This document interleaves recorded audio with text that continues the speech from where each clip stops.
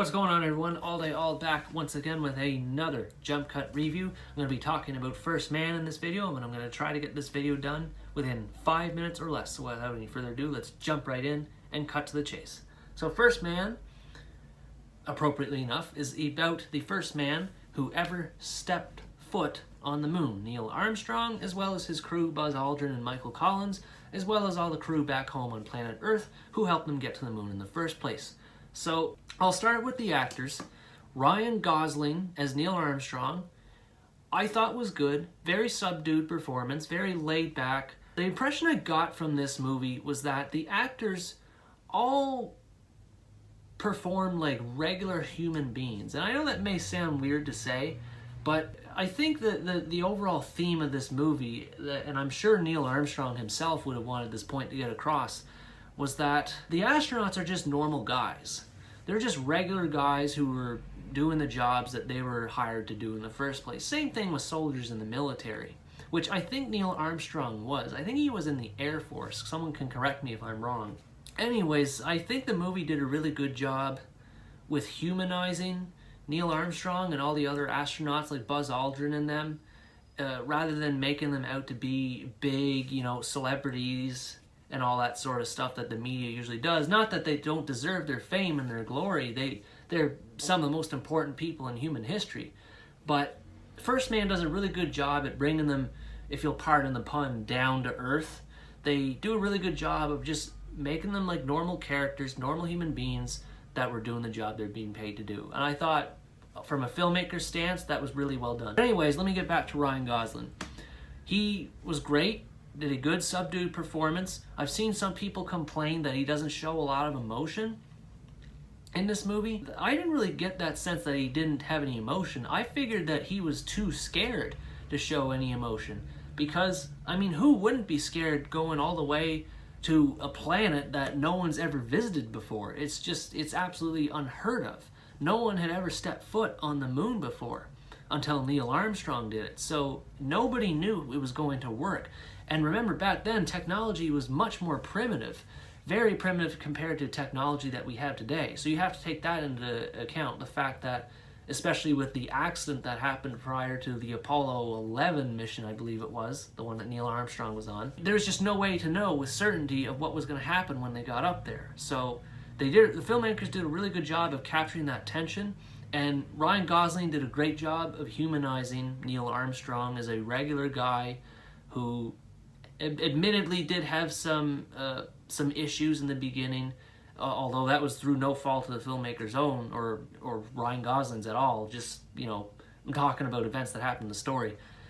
Claire Foy as his wife Janet, I thought she was good in the role that she was given. I don't think she served a whole lot of purpose to the story because she didn't really do much or say anything important other than a scene near the end whenever Neil Armstrong's prepping to go to the moon. That her scene in that particular instance was really good, but other than that, she just didn't really have a whole lot of important things to do in the story. But I understand that they had to have a lead actress in there somewhere. They had to have another lead role to bounce off of Neil Armstrong, and focusing on the wife's perspective, on Janet's perspective, I thought was okay for the most part. There's some scenes with the daughter who died of cancer. Some of it's a little bit overblown. I didn't really think like they focused on it too much, but at the same time, I feel it was a little bit much in some spots. There were some scenes where it didn't really make sense the way he was thinking of that. Maybe it was added for narrative reasons, certain scenes where he sees his daughter even though she's not really there. There's a scene near the end involving her daughter, or his daughter rather, that I felt was, just typical Hollywood schlock. There's no way that happened in real life. I really don't think it did anyway. I have a hard time believing that it would have happened in real life. But other than that, at least we get an understanding of what Neil Armstrong was going through at the time when his daughter died. Really sad event that happened. And for the most part, I think they did that pretty good. The story is very much a slow burn type story. So you gotta get through some of that narrative type fluff before you get to the really good stuff. Whenever you get to the space stuff, the first time Neil Armstrong takes off into space, the failed Apollo 1 mission, I think it was, and then the Apollo 11 mission going to the moon. Once Armstrong goes through events in the beginning, it builds up and up and up and up and up and up and up, and is slowly but surely it gets more intense. And of course that leads into the moon landing, which I thought was super intense. It was one of the most intense scenes I ever watched in a movie. Absolutely phenomenal. The special effects, the musical score, the acting in that scene, the shaky cam. It's one of the few instances in cinema where I actually think the shaky cam helped with the intensity of the scene. But yeah, I said I'd try to get this video done in 5 minutes, and I'm 6 minutes over now on my camera anyway, it says. So I'm going to try to wrap this up. The movie, pretty good. It's very historically accurate. I would say it is. Damien Chazelle does a great job following up from his directing but his sophomore effort with La La Land.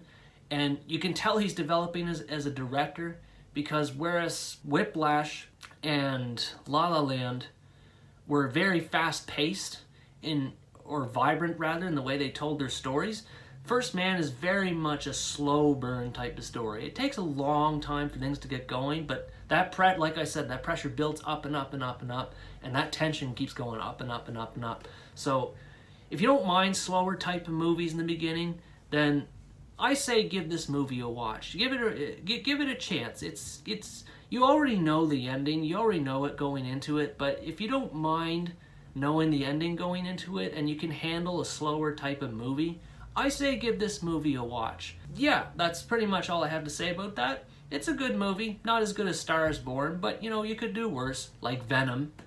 Anyways, that is the end of my JumpCUT review. Thank you so much for watching. I hope you enjoyed it, and stay tuned for the next part. Take care, everyone.